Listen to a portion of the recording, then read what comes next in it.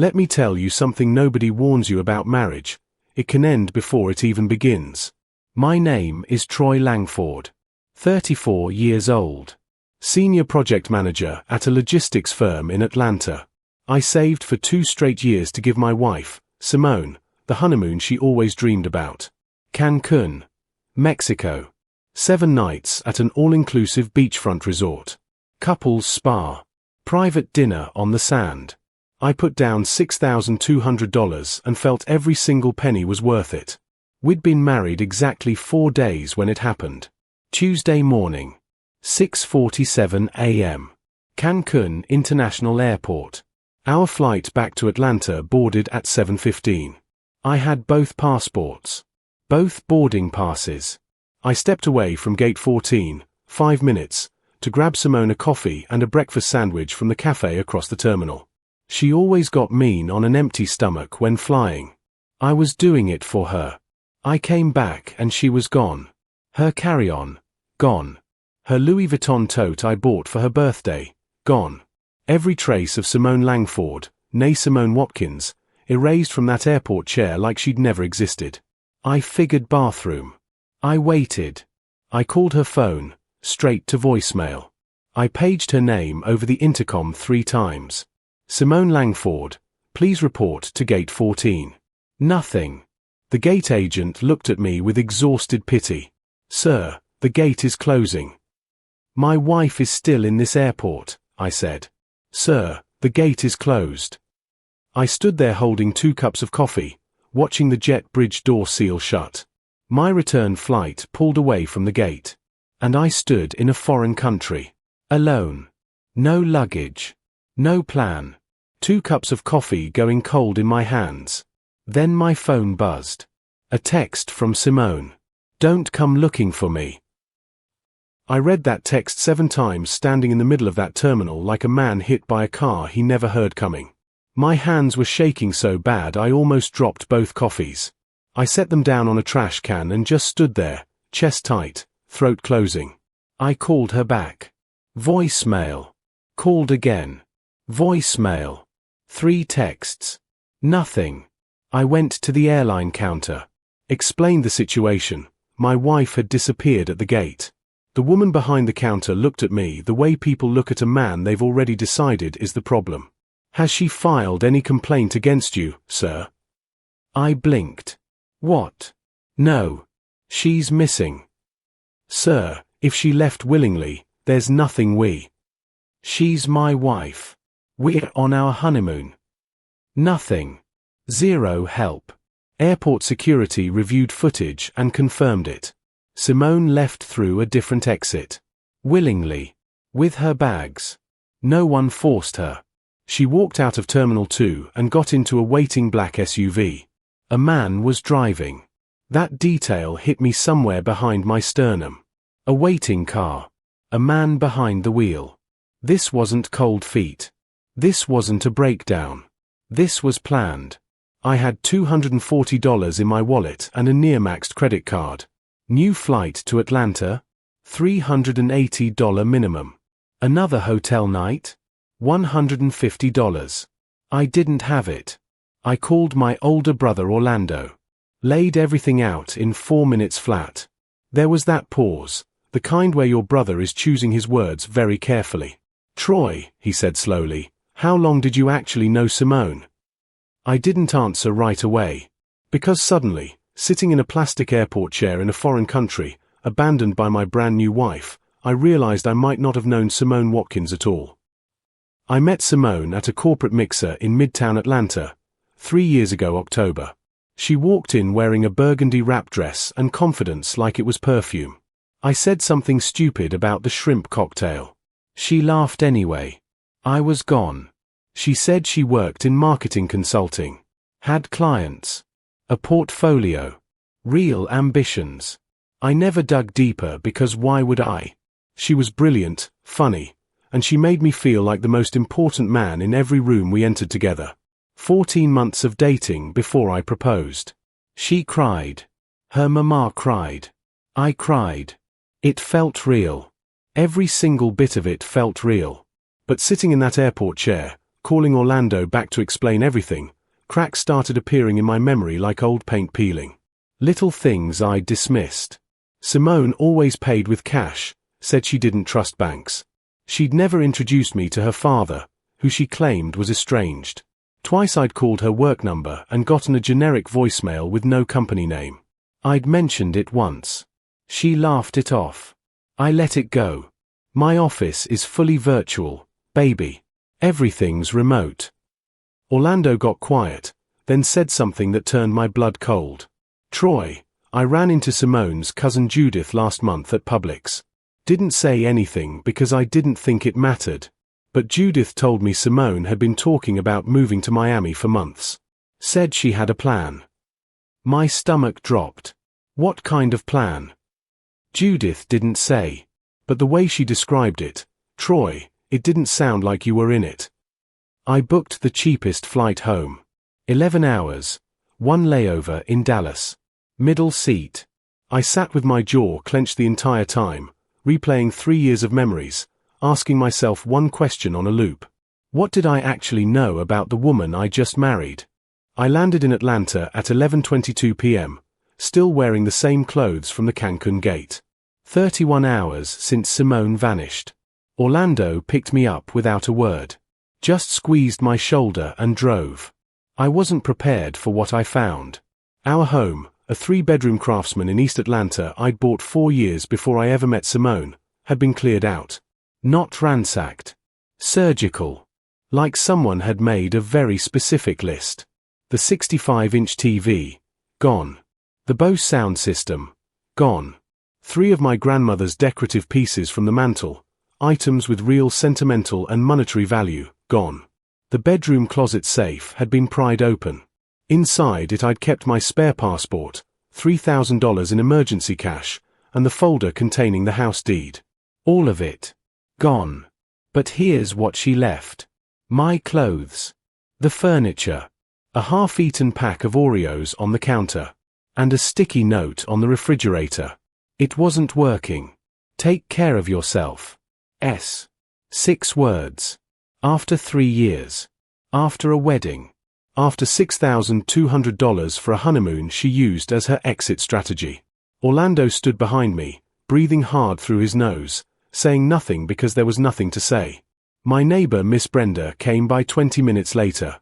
She told me that 2 days ago while I was still in Cancun thinking I was on my honeymoon, a moving truck sat outside my house for 3 hours. She'd assumed Simone was surprising me with new furniture. I filed a police report that night. The detective, a tired man named Hayward Bowles, took notes, asked all the right questions, then looked up from his pad. Mr. Langford, did you sign a prenuptial agreement? No, I said. He nodded slowly. Like that was the most important answer I'd given all night. 5 days of silence from Simone. 5 days of voicemail. 5 days of Detective Bowles making slow, unsatisfying progress. 5 days of my mother Claudette sitting at my kitchen table every morning with chamomile tea and a look on her face like she was already attending my funeral. I'd taken emergency leave from work. My boss Phil Johnson didn't ask questions. Just said, handle your business, Troy. Your desk will be here. On day 5, 2:17 in the afternoon, my phone rang. Unknown number. Atlanta area code. May I speak with Mr. Troy Langford? Speaking. Mr. Langford, my name is Attorney Vivienne Cross. I'm calling on behalf of my client, Simone Langford. This call is being recorded. My whole body went still. My client is prepared to proceed cooperatively with divorce proceedings, provided an equitable division of marital assets is arranged. Equitable division of marital assets. She wants half, I said. She is legally entitled to consideration of. She left me stranded in a foreign country, I said. My voice was surprisingly steady. She broke into my safe. She robbed my home. She stole my grandmother's belongings. And now she's calling me from a lawyer's office about my house. Mr. Langford, I'd advise you not to make characterizations that. Tell your client, I said, every word measured and deliberate, that she picked the wrong one. I hung up. Then I called my attorney. And y'all, if you think this story is already wild, you have absolutely no idea what was coming next. Hit that subscribe button right now, because if you side with justice and not manipulation, this channel is for you. Only trolls and people who think what Simone did was okay won't subscribe. My attorney was Raymond Dexter, 52 years old. Howard University Law. 26 years in family and civil litigation. He was my father's lawyer first, and when my father passed, Raymond looked me dead in the eye and said, "Boy, keep my number. Life gets messy." I was in his Buckhead office the next morning, 8 a.m., laying everything on his conference table. Police report. Airport security footage on my phone. Photos of the emptied safe, the stripped living room, the sticky note. Raymond sat across from me in his reading glasses and a navy suit, gold pen moving across his notepad, not saying a single word until I finished. Then he tapped the pen twice and said, "Tell me about the house." Bought it 4 years before the marriage. My name only. Every mortgage payment documented. Joint accounts. One joint checking. I deposited $3,000 a month for household expenses. She had full access. How much is in it now? I checked my banking app. $214. Raymond took his glasses off and rubbed his face. She cleaned it. Yeah. All right. Glasses back on. Here's the reality, Troy. In Georgia, property owned before marriage is separate property.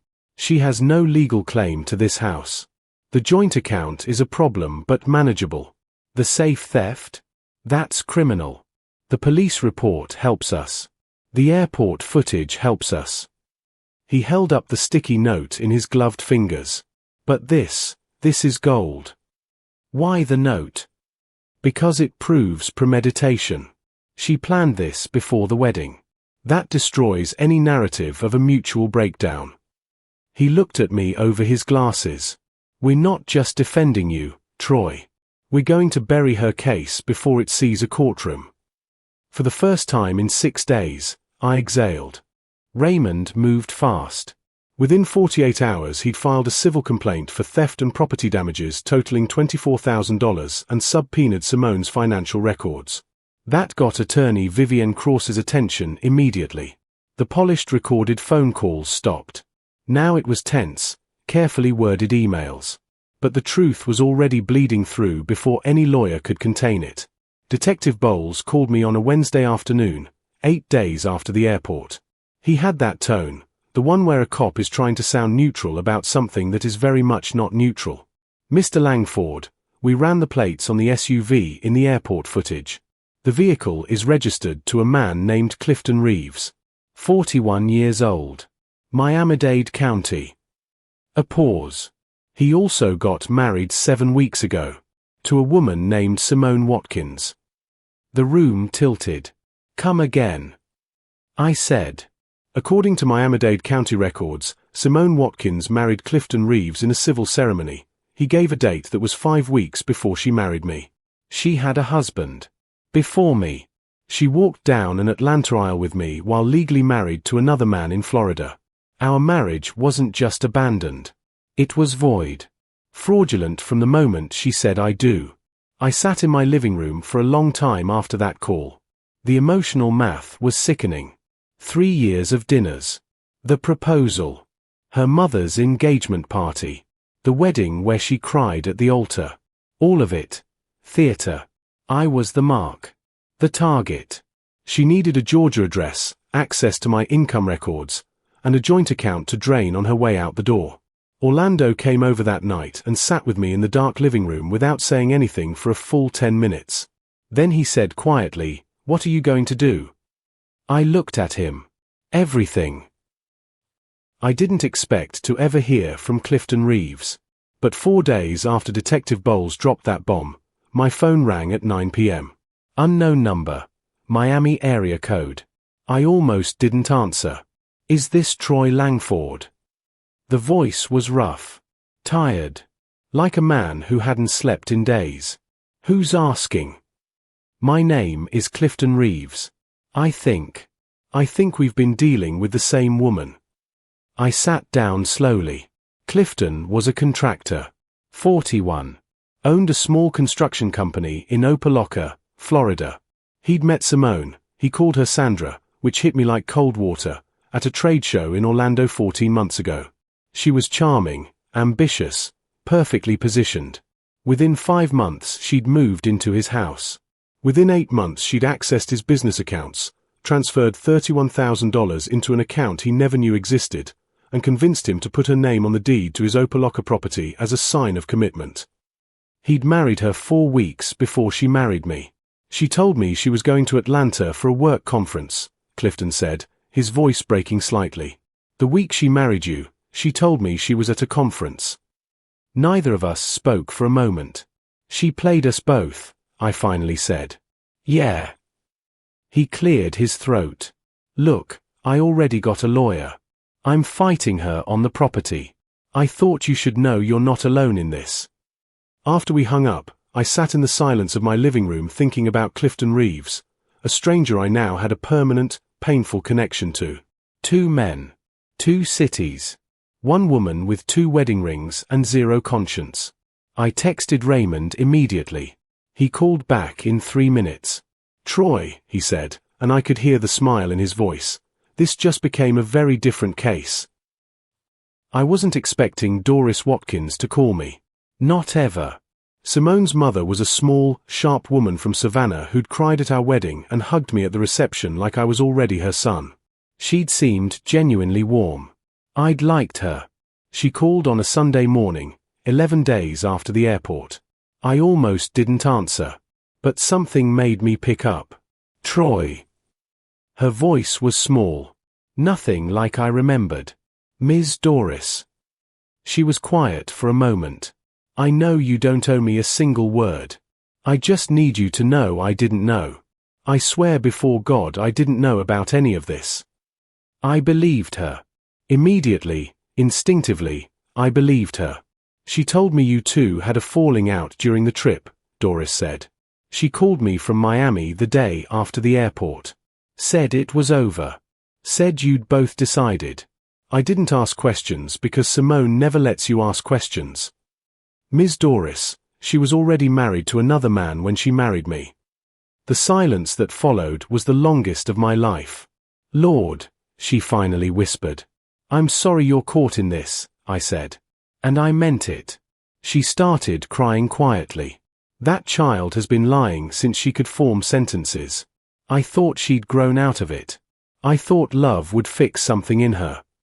She told me something then that made Raymond's eyes go wide when I relayed it the next morning. Simone had borrowed $8,000 from Doris 6 months before our wedding. Said it was to invest in a business. Doris never saw a cent returned. She wasn't just our victim. She was her own mother's victim too. Doris Watkins agreed to provide a written statement for our civil case. She apologized to me 3 more times before she hung up. I sat by the window a long time after that call, feeling something I hadn't expected to feel, not victory, not anger. Just a deep, aching sadness for everyone this woman had burned on her way through. Raymond had warned me it wouldn't be dramatic. Court is never like TV, he said. It's paperwork and waiting and more paperwork. But the preliminary hearing on the civil theft case, 14 days after the airport, had its moments. Vivienne Cross showed up polished and composed, with Simone seated beside her in a grey blazer, hair pulled back, playing the role of composed, wronged wife. Simone looked at me once when I walked in. Just once. Her expression didn't move. I looked right back at her and felt nothing. That surprised me. 3 years, a proposal, a wedding, a honeymoon, and now, nothing. Just a quiet, cold clarity. Raymond laid out our case methodically. The airport footage. The Pride Open safe. The $3,000 missing from the joint account. The stolen property itemized down to my grandmother's ceramic pieces with their appraised values. The Florida marriage certificate. That was the moment Vivienne Cross visibly stiffened. Raymond placed it on the judge's desk like he was setting down a winning hand. Your Honor, Raymond said, My client's marriage to Ms. Watkins is legally void under Georgia and Florida law, as Ms. Watkins was already legally married to a Mr. Clifton Reeves of Miami-Dade County at the time of the ceremony. There is no marital estate to divide. There is only a crime scene. The judge, an unreadable woman named Judge Mildred Moore, looked over her glasses at Vivienne Cross. Counselor, does your client dispute the Florida marriage certificate? A long pause. Vivienne Cross leaned to Simone and whispered. Simone whispered back. No, Your Honor, Cross said finally. She does not. I heard my mother exhale behind me. The game was over. Simone just didn't know how over it was yet. After that hearing, Vivienne Cross filed to withdraw as Simone's counsel within a week. I don't know what happened in their private conversations, but an attorney doesn't walk away from a paying client without a reason. My guess. Simone had been lying to her too. Simone tried to get a second attorney. Then a third. Raymond told me each one declined after reviewing the case file. Because here's the thing about building a fraud on top of a fraud. Eventually the whole structure collapses under its own weight. Detective Bowles called me on a Thursday to tell me that the Miami-Dade DA's office was in contact with Atlanta PD. Simone was looking at potential bigamy charges in Florida and felony theft charges in Georgia simultaneously. Clifton Reeves had filed his own civil suit. His attorney and Raymond were already in communication. She's got problems on two fronts now, Bowles said. Meanwhile, I got a call from my insurance company. Some of the stolen items, including the electronics, had been sold to a resale shop in Miami under a name that wasn't hard to trace. The shop owner cooperated immediately. The walls were closing in on Simone Watkins from every direction. And then Judith called. Simone's cousin Judith, who Orlando had mentioned weeks ago at the grocery store. She'd been following the situation and wanted to speak with me directly.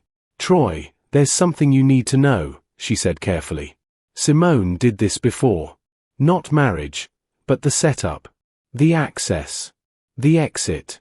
There was a man in Charlotte about 4 years ago. She moved in with him. Cleaned him out. He never pressed charges because he was embarrassed. A pattern. This wasn't impulsive. This was a business model. I thanked Judith. Then I sat in the quiet of my rebuilt living room, new television, grandmother's pieces replaced as best I could, safe rebolted to the wall, and I felt something shift in my chest. Not rage. Not grief. Something closer to resolve. 3 months after Cancun, here's where things stood. The Georgia criminal case. Simone was charged with felony theft, breaking and entering, and fraud. She'd retained a public defender after the private attorneys declined. The DA's office was building the case carefully.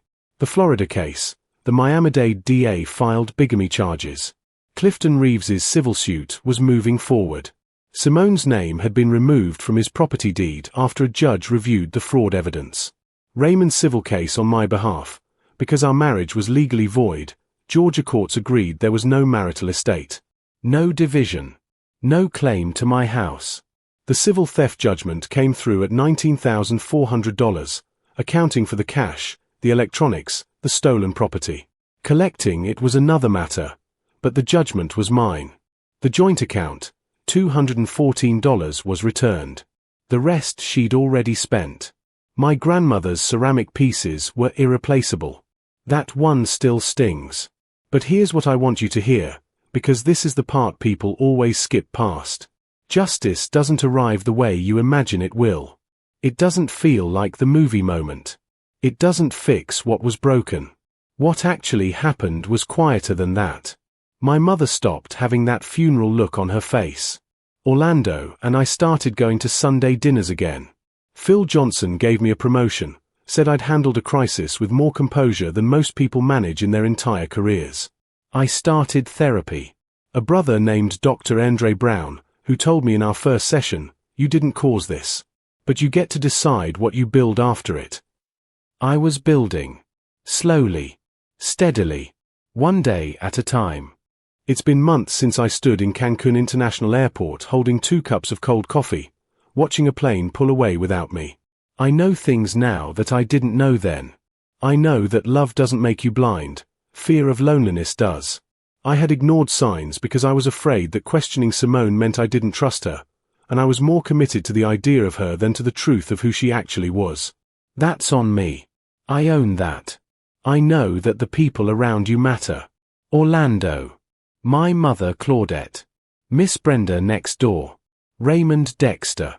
Doris Watkins, who called me last month to tell me she was in therapy too and that she was sorry, not for the last time, I suspect. Even Clifton Reeves, who I've spoken to twice more since that first call. We're strangers connected by catastrophe, but there's a strange comfort in knowing someone else understands the specific weight of what was done to us. I know that rebuilding isn't about anger. Anger burns fuel you need for other things. What carried me forward wasn't rage at Simone, it was commitment to myself. To my house. To the life I'd built before she arrived and the better one I was building after she left. Simone's legal situation is still unfolding. I won't speak to what her outcome will be, that's for courts and consequences, not me. What I'll tell you is this, I wake up every morning in my own house, in my own bed, with peace in my chest that no one can take from me. And that is worth more than anything she ever stole. If you've been through something like this, if someone made you feel like a fool for trusting them, I want you to hear me clearly, you are not the fool. You are the person who loved honestly. That is not a weakness. That is not something to be ashamed of. The difference between Simone and me isn't that she was smarter. It's that I still have something she never had, a conscience, a community, and a future I'm building with my own 2 hands. Now I'm going to go enjoy that peace.